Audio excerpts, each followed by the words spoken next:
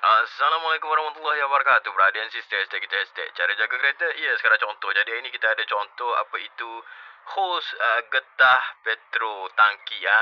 Panjang sikit ayat dia. Jadi cerita dia kat sini, nampak daripada sini ke sana tu adalah laluan paip. Nanti kita tunjukkan paip.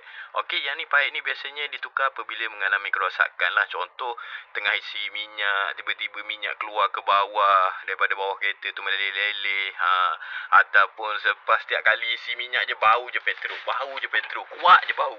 So inilah punca dia. So dia ada dua. Okay, satu yang ni untuk pernafasan, okay, dan satu lagi yang memang direct daripada atas sana sampai ke bawah sini. So beginilah keadaan tangkinya. Gitu tangki. Ini dia barang kat dalam. Dia ada satu buff kat dalam ni. Ni.